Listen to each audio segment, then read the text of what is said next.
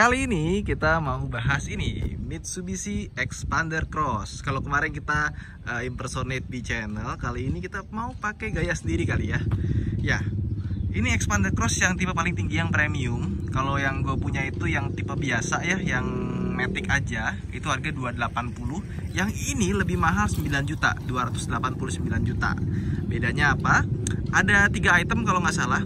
Yang pertama di sini tulisan Xpander Cross di depan sini. Dan ini bukan chrome ya, itu warna hitam. Terus kaca film dia pakai Vicul. Tapi kalau gue lebih suka solar guard ya. Dan di dalam itu interiornya dia pakai apa namanya? Jok kulit. Jok kulitnya seperti ini, two tone dia. Oke. Kita mulai dari mesinnya dulu aja. Dari depannya, Deng. Ya. Dibanding dengan Xpander biasa, dia punya grill yang berbeda ya, dia lebih tegak di bagian sininya. Kelihatannya jadi lebih gagah. Sama lampunya, dia sudah pakai LED. Dan lampunya juga cukup terang. Nah, kalau Xpander yang baru juga dia sudah pakai LED ya, yang facelift. Sama di bawah, dia pakai fog lamp yang juga sudah LED. Nah, desain Xpander Cross-nya. So far gue suka banget tampilannya, ganteng ya. Ganteng sekali. Grillnya juga kelihatan lebih maco. Sekarang kita buka. Tapi sebelumnya ini dia mesinnya tidak soft touch ya. Oke, lanjut. Di mana bukanya? Lupa. Mana sih? Oke, kita intip dulu. Oh, ini dia. Geser. Nah, ini mesinnya masih sama seperti Xpander dan mulai yang 2019 atau 2016 gue lupa. Ini dia udah dikasih cover. Dan ini akinya kecil sekali. Kalau gue saranin sebaiknya upgrade yang lebih gede. Kita ada modul ABS. Dan ininya dalamnya juga sudah dicat sewarna body, lengkap dengan perdam. Oke, langsung kita tutup aja. Oke, nah seperti tampilan depannya. Dia ada chrome ya di ininya, di spion. Terus dibandingkan dengan Xpander biasa, dia punya roof rack yang desainnya juga cukup oke. Nah, di sini kita dapat body cladding ya, yang cukup besar dan peleknya sekarang pakai 17 inci. Dimana buat beberapa orang masih terlihat kurang besar. Tapi ya oke lah kalau menurut gua lah. Dan dia pakai ban Dunlop NA-Safe. Ukurannya nih 205 55 R17 17 inci. Oke. Terus ke samping ini talang air tambahan. Dia sudah pakai kilas, ada tombol di sini untuk kunci dan ngebuka. Bisa diatur auto folding. Dan ini juga sudah chrome ya. Kita buka dulu sekarang. Nah, seperti ini desain kuncinya.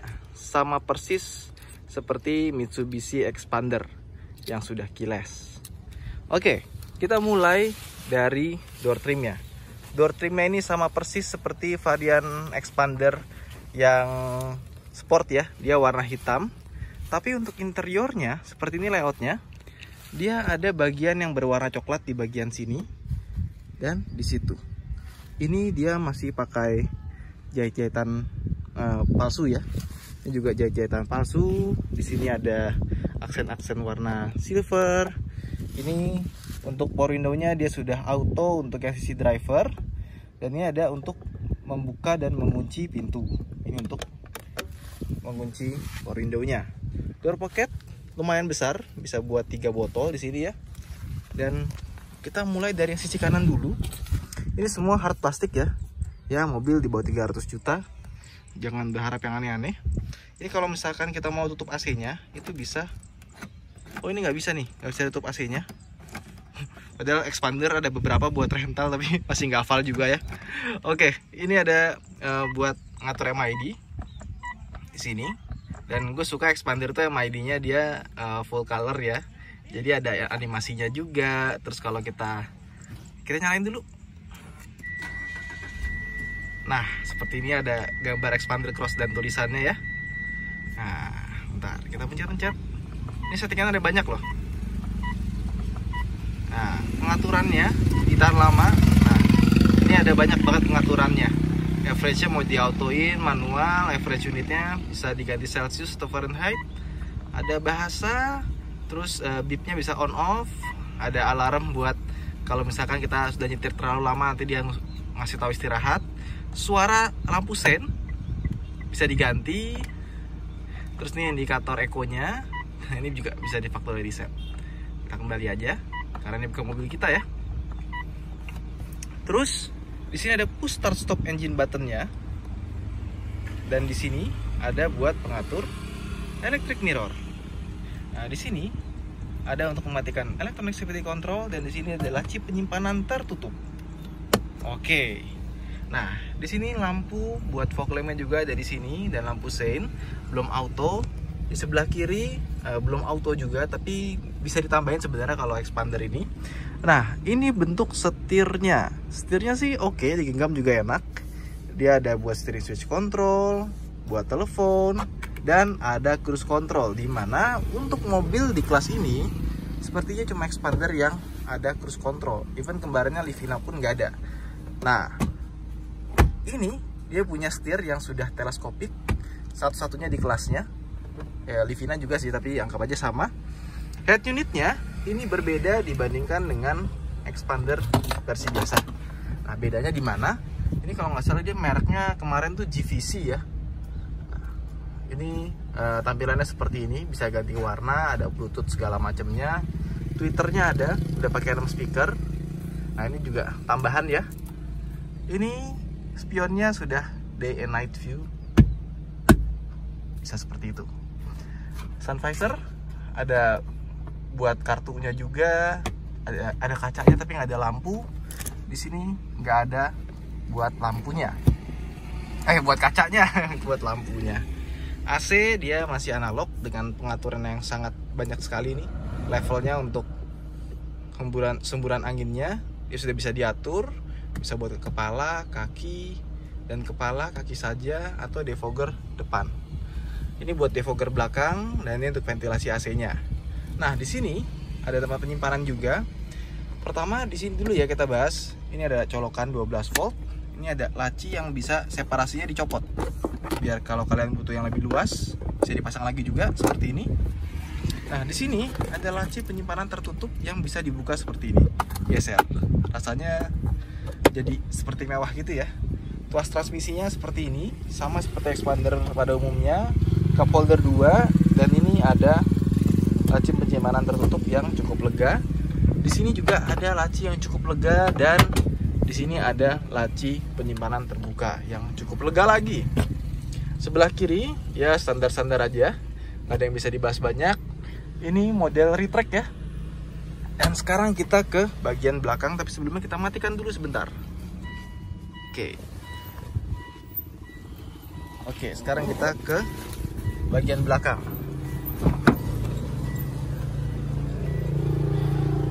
Ini kurang lebih sama ya. Bisa masuk 3 tempat minum juga di sini. Terus ini bentuknya seperti ini, sama seperti yang versi sport.